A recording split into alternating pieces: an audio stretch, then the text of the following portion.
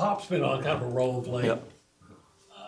I know you knew that, expect some things like that from him, or you wouldn't have brought him in anyway. But Yep. what do you credit for this recent surge of offense from him? Well, at first I think he's gotten not just healthy, but when you don't practice for a year and you have to sit out. Basketball is such a skill game that like his skills just weren't caught up to where they were. And then when he's not able to practice, he obviously can't be able to play at a game speed. You know what I mean? Because he wasn't even able to play at practice speed. Then when he got back healthy, I think he had to be reminded of how hard you have to practice to be able to do it in a game. And that's hard to do, to trust your body after injury. So I think him getting healthy, but then him committing to practicing hard every day has allowed the games to be easy to him and be able to play it at the pace and the speed that you got to play with it in the game and not wear down. He's mentioned to us how he's tried to really embrace that bench player role these last few weeks. Just how have you seen that, maybe just from a mental standpoint, help his play on the court as well? Yeah, I've never been big on starters or non-starters because it really doesn't really matter. That's more. I mean, if you look at all teams I've coached, we a lot of times the starter doesn't play the most minutes or isn't in the top 5 in minutes. So really, what comes down to your value in a game or to a season is just the minutes you play. So, I mean, he's certainly playing the way he did last game, had played a lot of minutes because his value was really high on both sides of the ball. You got to be able to play both sides of the ball to impact winning. And, even though his offense is good, his defense and his tenacity and the ability to make winning plays, matters. And his ability to get to this point has come a long way. So, is he good enough to be one of those top 5 guys when he's playing well that starts a game? If you started your best 5 players, sure. But at the end of the day, I just don't look at it that way. I don't think starting is even relevant to anything. That 33-6 run, and even the run at the beginning of it, how much do you feel like that is kind of proof of concept of the system that you want? Because it kind of seemed like that was maybe the a good game film of what Bucky ball is. Yeah, I mean, I think the biggest deal is we were just played hard and relentless the whole time. I even told the guys when we were down, I just loved how we were playing. There wasn't a play off, a second off. We were, battling for every rebound, every denial on the press, running the floor, attacking. So, if you do that, you're able to have those big runs at some point in the game. I mean, we obviously came out second half cold shooting, and then we finally heated up, and we got it rolling. So I think that doesn't happen, though. It's not just in that moment. It was the whole game. We were relentless in our effort. Look, you're 15 games in, and I think you've won, 10 of the last 11? Yep. In your opinion, how close are y'all to playing at your peak efficiency or peak ability? It's hard to know. You really don't know. I do know that we're playing good right now. The only loss we had was SMU in overtime. We've overcome, obviously Mbako's injury too, and figuring out who can step up in his absence. And I thought that Ali Deeb was playing really well in that role. But, the way we are now, still not good enough to get to where we want to go. So we got to keep going. You know what I mean? And every team's going to improve. We've improved, I think, probably more than any team in the league from the start till now. If you just saw us in the Oklahoma State game early in the season, you said if we weren't where we are now, we've improved a ton. But, we want to try to think, can we keep going and improve just as much the second half of the season? I know we're a true team now. You can tell these players out there, they're playing for each other. They're playing for Texas A&M. I know we have an identity to our team. We are. When you turn on the game, you know what you're going to expect. You're going to see some scrappers and some warriors out there. We're not going to win every single game, right? Just in the SEC gauntlet. I mean, you're going to have some tough ones that can go against you. But, we just got to stay true to who we are because that's going to give us the best chance of having the long-term success that we want this season and all the seasons to come. Coming into SEC play, you obviously talked about it just now, it's a gauntlet. To come out of these 2 games with 2 close wins, how much of that is buildable and how much do you just say hey, each game is its own, you make it and take it 1 game at a time, or can you really build off of these 2 results here? Well, you can build off playing better and better. You know, like that's what you build off of is the momentum of playing well, even if we didn't win the LSU game or if we didn't win the last game, and we were still playing well. That means more than winning. It really does. I know people are like, "What do you mean?" Like playing well means the most because that's going to give you your best chance to have success. And so we gotta stay with that mindset, and we can't forget why we win. Like it's not like we have 13 guys on the team that are going to be first round draft picks next year. That's not what this team is. We win because we're a true team that plays exceptionally hard, plays together, and is talented. I'm not, we do have talent, but like we win because we scrap and we fight. And, I showed our guys all the winning plays and the effort plays from the last game. And if there was one of those not made, we don't win the game. And the same in the LSU game. Like that's just how this league is. The margins are very tight. If we ever get away and we think we've arrived and we're going to not have that pedal all the way down to the floor, we won't have success. We're making up for a lot with how hard we're playing and the togetherness and unselfishness and the tenacity that we're playing with. There's a look in our guys' eyes right now that like we're in here, and you're gonna have to deal with us. And that's got to obviously continue through the highs and the lows. How much did that win mean for you, not only just going back to the state of Alabama, but the way that game was won, the culture that you're building, and then also just the way it ended in the final second, all the emotion that was going through you in that game? Yeah, they've got a lot of, I grew up in Alabama. My mom and dad, they went to the University of Alabama, so the Alabama-Auburn deal is hilarious. It's, a lot of emotions in that.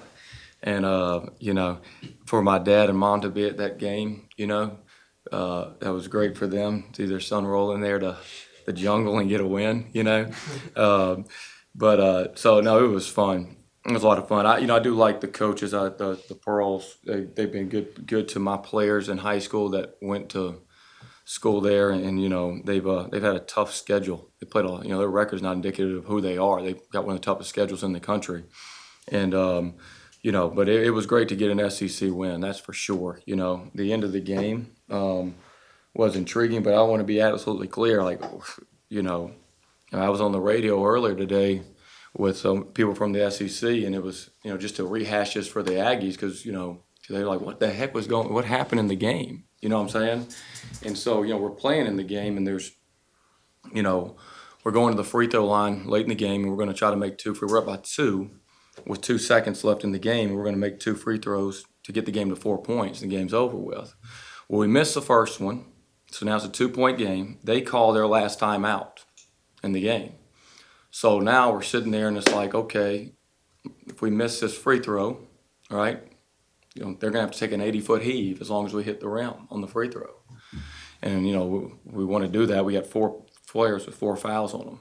So, our chances of missing this free throw, them making an 80-foot heave are pretty low compared to them getting some type of full-court throw-in.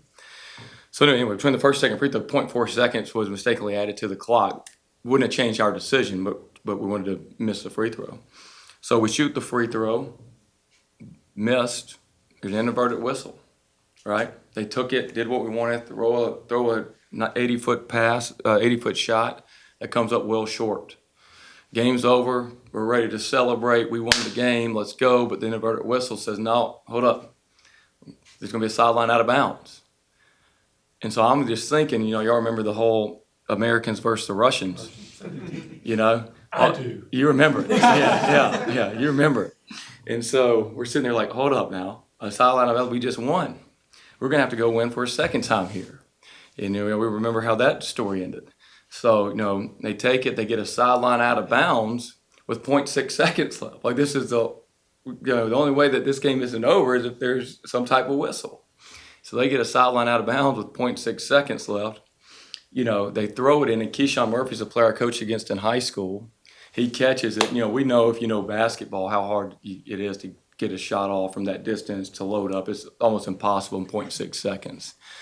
And, the SEC actually, when they broke it down, as quick as Keyshawn did it, they broke it down. It was actually at 0.78 seconds when he shot it. When they broke it down, it took 0.78 seconds to actually get it off from the time it touched his finger to the time he shot it. Clock had started a little bit late. You're not going to get every millisecond right. Anyway, so takes it, goes in, you know, the refs call it good, but the way that it plays out, every buzzer beating shot goes to the replay official and then has to prove that it's off his fingertips. It's not a challenge. That's not how it works. Every buzzer beater has to prove that it's off his, that there's separation between the hand and the ball when it releases his finger. And the only clock that matters is the clock above the backboards. Like we know, every coach in SEC, every coach should know that it's the clock above the backboard is the only thing that matters. The only one synchronized to the true the clock. And so when they reviewed it, ball's on his hands, right there, even at 0.6 seconds left, you know, and they declare, hey, basket's good. I mean, basket's no good. Where our guys start celebrating, our guys are going crazy. And I'm like, hey, man, get out of here before they tell them they got a third throw in. Because if we have to win this game a third time down here in the jungle, we're not getting out of here alive. And anyway, that's how it transpired. But you know, it was a great day. It was a great atmosphere. But some things that, you know, because of it wasn't a controversial. It may have been controversy down there in Auburn, but it wasn't a controversial win.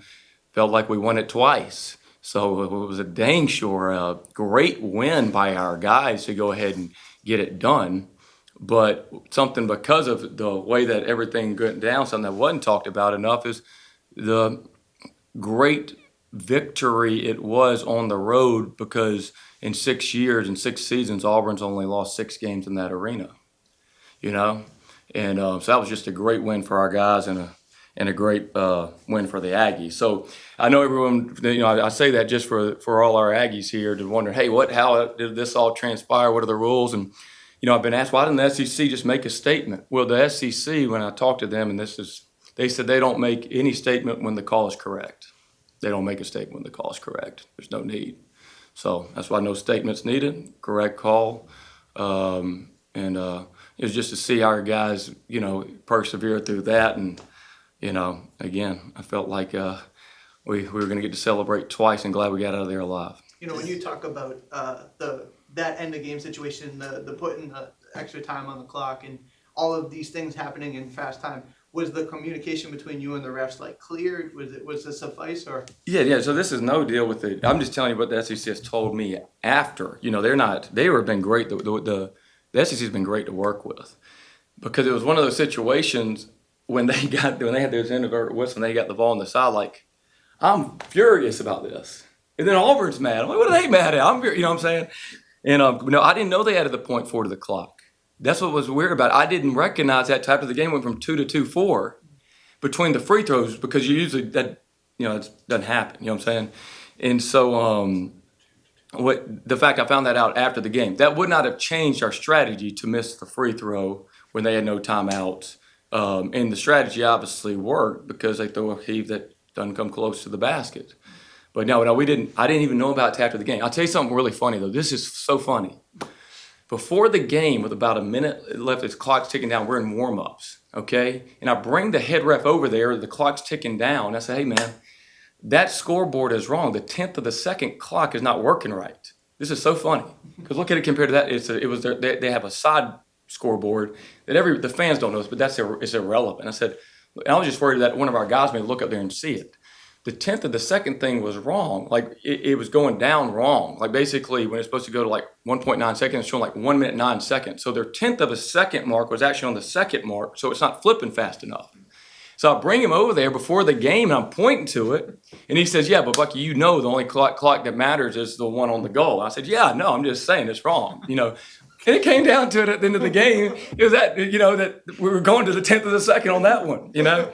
And so it was just funny how it worked out. Yeah. So one clarification, that you mentioned the 0.78 seconds. So Yeah. Did that come from your follow-up conversation with the league office, and how did they determine that it was actually 0.78 seconds when the ball came off Murphy's hand? Yeah, so basically, if the clock, you know, if you just had Superman on the clock and could get it exactly right from the time it touched his fingers to the time that they said it would have got off, it was actually 0.78 seconds. But even at 0.6 seconds in the game, at 0.6, it's still in his hands when the shot on the clock on the backboard, the only one that matters. is showing 0. And this is not a challenge. This is how the rules work, that every buzzer beater has to be confirmed right there. So, like I said, it was, I couldn't believe we were in that spot because we had already won the game, I felt. But it was good to win it a second time. Did you reach out to the conference officer? Did they reach out to you about that? Yeah, no, I'll reach out just clarifying, hey, everything that went down because, I felt that there was a couple of things that, I needed clarification. Why was 4/10 added to the clock?